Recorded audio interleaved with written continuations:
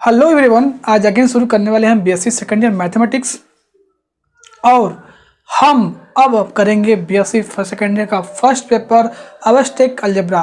उसमें हमने स्टार्ट किया था वेक्टर स्पेस। प्रीवियस वीडियो में आपने पढ़ा होगा LI LD का कंसेप्ट। समझ सकते हैं क्या होता है LI LD का कंसेप्ट? समझ में आया होगा, एग्जाम्पल भी करवाया गया था। आई होप आपको सब कुछ समझ में आया होगा। ठीक है, तो आज हम उसी के टर्म में आगे जाएंगे और LI LD के जो रिलेटेड थ्योरम जितने होते हैं एक वीडियो या दो वीडियो में फिनिश हो जाएगा।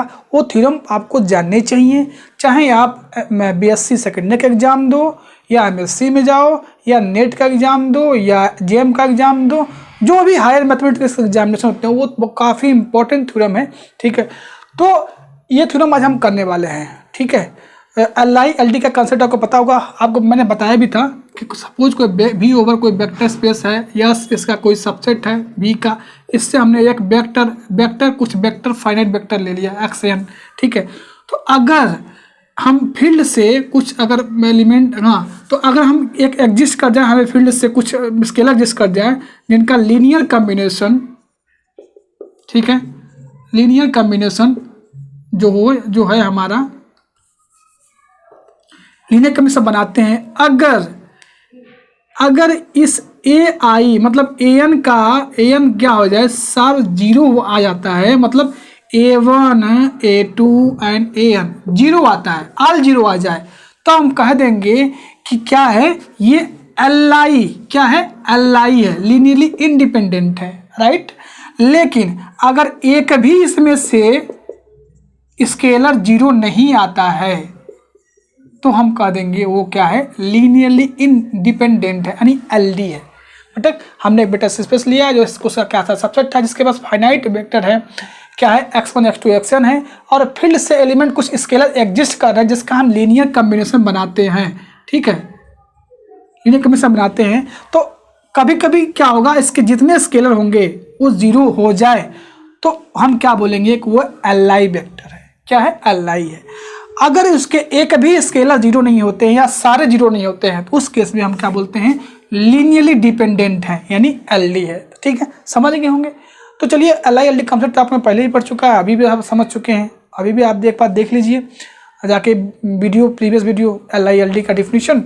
चलिए हम आगे इसमें कंटिन्यू करने वाले हैं, theorem on linearly dependent and independent set. तो कुछ इंपॉर्टेंट थ्योरम करते हैं, हो सकता है इस वीडियो में नहीं अगले वीडियो में लेंगे फिनिश हो जाए, लेकिन हम पहले LI LD का थ्योरम फिनिश करते हैं। ठीक है, तो चलिए देखिए थ्योरम क्या कहा जा रहा है। तो आइए देखते हैं कैसे सॉल्व करते हैं हम थ्योरम जो है आपके LI LD पे जो बेस थ्योरम है उसको कैसे कर। ध्यान दें, अबस्ट्रैक्ट अलजेब्रा आपको पढ़ना है तो स्टार्टिंग से पढ़िए, एक दूसरे से रिलेटेड होते हैं। अगर आप ये वीडियो देख रहे हैं तो वेक्टर स्पेस से वीडियो को देखिए, तभी आपको चीज़ें समझ में आएगी। एक दूसरे से क्या होते हैं, रिलेटेड होते हैं। अब डायरेक्ट आप इस थ्योरम पे आ गए ना तो कुछ पल्ले नहीं पड़ने वाला, समझ रहे हो। चलिए देखते हैं पहला थ्योरम क्या करा है। A set containing of a single non zero vector is LI। Question समझिए क्या कर रहा है, कोई हमारे पास सिंगल एलिमेंट है, ठीक है, तो क्या कर रहा है, तो उसके पास क्या होगा, non zero vector is LI। A set containing of a single non zero vector is LI। कोई सेट है, उसके पास क्या है, एक एलिमेंट है, एक एलिमेंट है, बस ओनली सिंगल एलिमेंट है। ठीक है, कोई वेक्टर है, A set containing of a single non-zero vector is LI। एक ही एलिमेंट है उसके अंदर, है ना, एक ही वेक्टर है, तो क्या वो LI बनेगा। तो सपोज चलिए हमने क्या ले लिया, लेट S इक्वल टू एक सिंगलटन सेट S ले लिया जिसके अंदर X केवल वेक्टर है, where X is non zero. इसमें कहा भी है सिंगल नॉन जीरो, ठीक है, बोल दिया गया पहले, तो जीरो नहीं होना चाहिए। लेट अब हम क्या करेंगे, एक स्केलर लेंगे, इसके लीनियर कम्बिनेशन बनाएंगे। ये दिखाना है ना LI, हमको LI दिखाने के लिए क्या करना पड़ेगा, जो स्केलर होते हैं उसको जीरो करना पड़ेगा। तो यहाँ से हमने एक स्केलर लिया क्योंकि वेक्टर तो एक ही है, तो यहाँ से AX equal to zero for some scalar A, कोई भी आप ले सकते हैं। देन AX बराबर जीरो इम्प्लाई A बराबर जीरो अगर X क्या है, जीरो नहीं है तब। क्योंकि क्वेश्चन में दे दिया गया था कि अगर आप सिंगल एलिमेंट लेते हैं, सिंगलटन सेट लेते हैं तो उसका वो जीरो नहीं लेना है। तो अगर लीनियर कम्बिनेशन आप बना रहे हो AX बराबर जीरो, तो x तो 0 नहीं है, इसका मतलब a ही 0 होगा, तो स्केलर इसका क्या हो गया, 0 हो गया। हेंस जो सेट सिंगलटन सेट होता है वो हमेशा Li होता है। तो याद रखो, हमेशा सिंगलटन सेट क्या होता है, Li होता है। कैसे होता है आपने देख लिया, एक एलिमेंट हमने स्केलर लिया, क्वेश्चन में नॉन जीरो, हाँ एक चीज़ और है, सिंगलटन सेट के साथ वो नॉन जीरो एलिमेंट होना चाहिए, ठीक है। तो नॉन जीरो था तो यहाँ तो पॉसिबिलिटी है नहीं x 0 बने, यहाँ पर नहीं बनेगा ना, तो इसलिए यस क्या हो जाएगा, Li। मतलब ये सेट जो है हमारा, ये सिंगलटन सेट यस जो है Li सेट है। सेकेंड थ्योरम पे आते हैं, द सेट 0 इज LD। अब देखो एक और क्वेश्चन यहाँ थ्योरम आता है कि अगर कोई सेट है सिंगलटन सेट, उसके पास केवल 0 है एलिमेंट है, तो वो LD होगा। कैसे होगा, for every non zero scalar a, non zero scalar a we have a dot 0 equal to 0। इसका मतलब क्या है कि स्केलर जो है आपका 0 नहीं है तो क्या बन जाएगा, LD हो जाएगा, ऑब्वियस है। नॉन जीरो स्केलर जब भी लेंगे, for every non zero scalar a, non zero मतलब 0 स्केलर नहीं लेंगे, हमारे सेट में वेक्टर में कौन सा है, 0 है, तो ऑब्वियस है कि ये 0 तो होगा नहीं, पक्का है, ठीक है। इसका मतलब क्या है कि ये हमारा जो सेट, हमारा जो 0 सेट है, सिंगलटन सेट में जो 0 एलिमेंट लिया था वो क्या बनाएगा, LD होगा, ठीक है। ऑलवेज हमेशा ये LD बनाएगा, ठीक है। थ्योरम थर्ड में आते हैं, a set of vector containing at least 1 0 vector is LD। कोई हमारे पास एक ऐसा सेट हो जिसके कम से कम एक उसके अंदर जो वेक्टर होगा 0 होगा तो वो LD बनाएगा। पूछा ये गया है, A set of vector containing at least 1 0 vector is LD। कोई भी हमारे पास सेट है या कोई सेट ले लेते हैं जिसके कम से कम एक वेक्टर क्या है, 0 है, तो सेट क्या होगा, LD होगा। यही थ्योरम में कहा जा रहा है। तो चलिए एक सेट हमने कंसीडर किया, S equal to x1 x1 x2 x3 xi xn, finite set consider कर लिया, where at least one of them से xi 0। मान लेते हैं कि जो ये हमने ये xi जो माना था ना, यही 0 है, then it is clear that कि क्या होगा, 0 into x1 plus 0 into x2 and 1, ये 0 तो नहीं होने वाला, क्योंकि हमने क्या मान लिया यहाँ पर, तो यहाँ से xi 0 हो जाएगा, तो 1 into xi plus 0 into xn equal to 0। यानी जो इसका लीनियर कॉम्बिनेशन हम ले रहे हैं, ठीक है, ले रहे हैं, तो उसमें क्या होगा, समेशन आई ए आई एक्स आई 0 हो रहा है, वेयर ए आई जो है 0 नहीं हो, क्योंकि वो 1 हमारे यहाँ पर लिया गया है, तो 1 लिया गया, इसका मतलब एक भी 0 नहीं हुआ तो वो सेट क्या हो जाएगा, आपका LD हो जाएगा।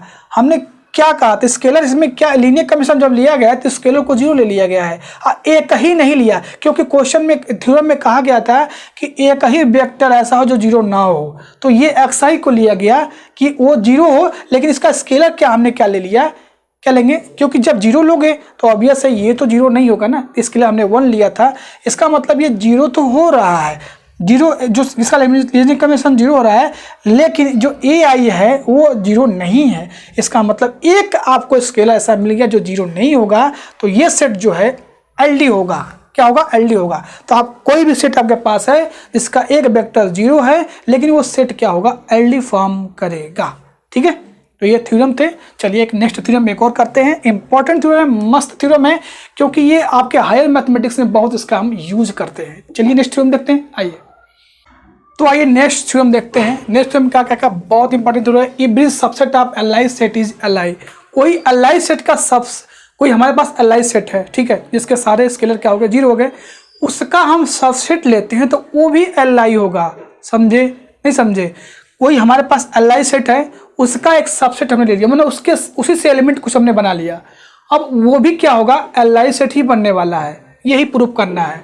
तो लेट हमने यस इक्वल टू मान लिया x1 x2 xn भी Li सेट कोई मान लेते हैं जिसके सारे स्केलर क्या है, 0 हैं, एंड t इक्वल टू ले लिया x1 x2 xn xk।